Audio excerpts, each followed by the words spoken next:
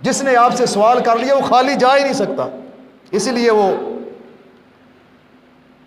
حاتم طائی کا پوتا کہنے لگا نا حسنین کریمین سے کہ میرے دادا بڑے سخی تھے، کیا ناکام، کتنے بڑے کمال کے سخی تھے.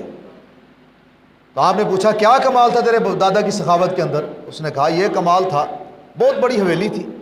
بعض روایت میں پڑھا ہے کہ 20 دروازے، بعد میں 7 دروازے اس کے تھے، بڑی حویلی تھی اس کی.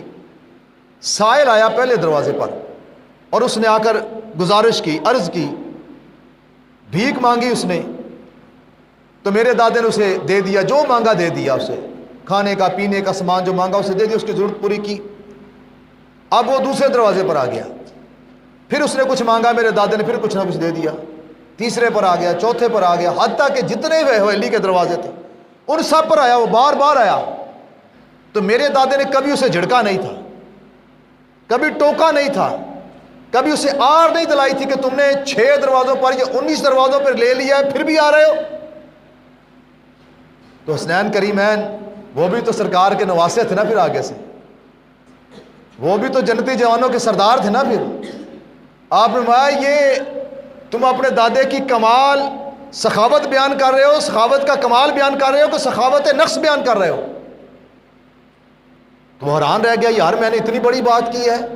ہمارے دروازے پر تو ایک دفعہ فقیر آ جائے بڑی مشکل سے اسے دیتے ہیں، دوسری بار آ جائے تو پھر ڈنڈا ہمارے ہاتھ میں ہوتا ہے، اور خدا نخواستہ تیسری بار آ جائے پھر بچ کے جا نہیں سکتا.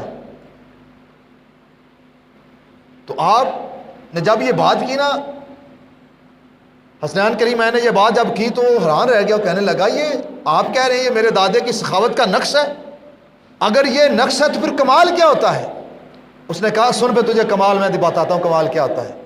میرے نانا جان آپ اتنے بڑے سخی ہیں، میرے نانا جان کی بارگاہ میں کوئی شخص آیا، زندگی میں ایک دفعہ آیا، اور میرے نانا جان نے اسے ایک ٹکڑا عطا کر دیا، پھر اس نے کسی سے مانگا نہیں، اس نے کائنات میں تقسیم کیا ہے. پھر جن نے تیرے درد ٹکڑے کھا لے گل کر دینے پھر عرشوں پار دی.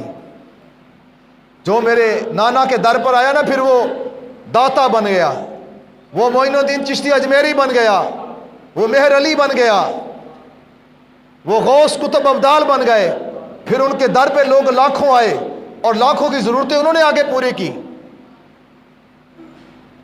ایک ٹکڑا جس کو آقا دو جہان کے در کا مل گیا، نے مایا تیرے دادے کے در پہ آنے والے بندے نے ایک دروازہ لیا، 2 لیا، 3 چوتھے پہ لیا، 5ویں پہ لیا، سارے دروازوں پہ لیا، اس کی بھوک پھر نہیں مٹی.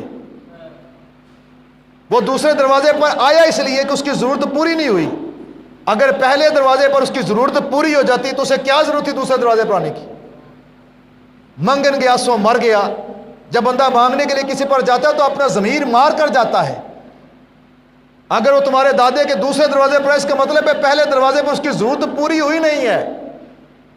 پھر دوسرے پر آیا، تیسرے پر آیا، تمام دروازوں پر گیا ہے، لیکن تمہارا دادا اس کی ضرورت کو پورا نہیں کر سکا. اس لیے نہیں کر سکا، میں کہتا ہوں کہ اس لیے نہیں کر سکا کیونکہ وہ ظاہر والا تھا، ظاہر جانتا تھا، اور آقا دو جہان ظاہر باطن جانتے تھے. بھائی کسی کا علاج تب بھی کیا جاتا ہے نا جب اس کی بیماری کا پتہ چل جائے. بیماری کا پتہ نہیں ہے تو علاج کیا ہوگا؟ ایک دفعہ اسے دوائی دے کے ٹرکا دے پھر آئے گا غریب. آج ڈاکٹروں کے دکانوں پہ رش کیوں لگا ہوا ہے کہ اکثر ڈاکٹروں کو اپنے مریضوں کی بیماری کا پتہ ہی نہیں ہوتا. اینٹی بائیوٹک دوائیاں دیتے ہیں، وقتی طور آرام آتا ہے پھر آ جاتے ہیں. وہ کہتے ہیں جی بڑی دیر تو دوائی کھا رہا ہے ڈاکٹر صاحب آرام نہیں آ رہا. بھائی آرام اس لیے نہیں آتا کہ اس کی تشخیص ہی نہیں ہوتی، پہلے مرض کا پتہ ہی نہیں چلتا، تو اس لیے تو وہ بیماری کلی طور پر جاتی نہیں ہے.